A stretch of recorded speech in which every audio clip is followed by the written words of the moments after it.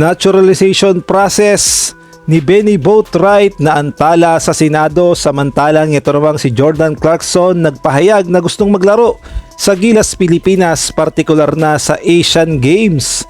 Siya na nga lang ba ang papalit kay Boatwright? Ngunit bago tayo magpatuloy, pakipindot naman ang like, subscribe at ang notification bell para updated ka sa susunod kong i-upload.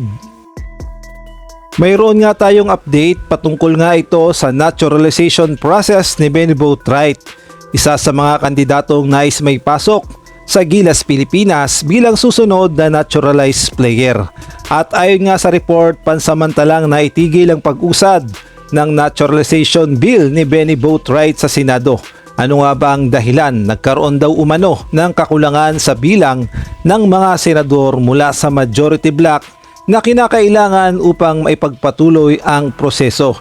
Para nga sa mga hindi nakakaalam, mahalaga ang naturalization dahil ito ang legal na paraan upang maging Pilipino itong si Benny Boatwright at maging eligible na kumatuwan sa bansa sa mga international tournaments kagaya na lamang ng FIBA at iba pang malalaking kompetisyon, halimbawa na lamang sa Asian Games na inaasahan nga na itong si Benny Boatwright ang makakatandem ni Justin Brownlee upang madepensahan ang gintong medalya ng Gilas Pilipinas.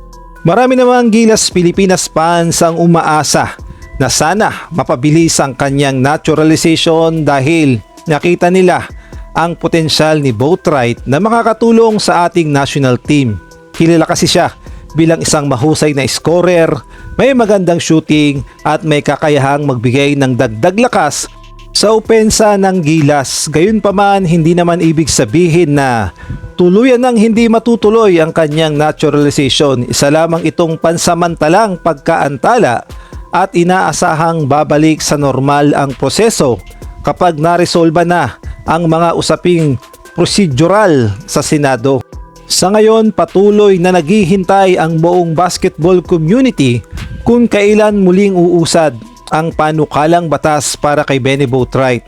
Samantalang ang atin namang kababayang si Jordan Clarkson ay nagparamdam na at gusto ngang maglaro sa Gilas Pilipinas, partikular na sa Asian Games, at kung atin ngang babalikan 2018 pa ang laro ni Jordan Clarkson sa Asian Games at ngayon nga ay gusto niyang muling makapaglaro para sa bayan.